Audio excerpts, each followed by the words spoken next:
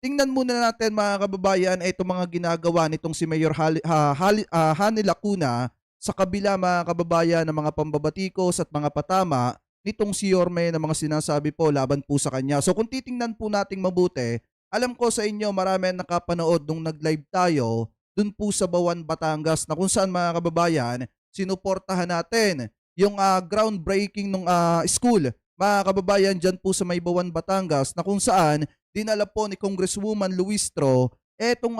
Quadcom, mga kababayan, dyan sa Bawan, Batangas para magbigay po ng tulong. So ngayon, marami, habang nakalive po tayo, marami ang mga nagko-comment mga kababayan na Congresswoman Luistro for Senator. Kaso nga lang ang problema mga kababayan, kung matatandaan ninyo, nakausap natin yung iba sa mga staff and then yung mga tao doon sa Bawan, Batangas mga kababayan na kung saan mismong sinasabi ng mga tao nung natanong ko kung may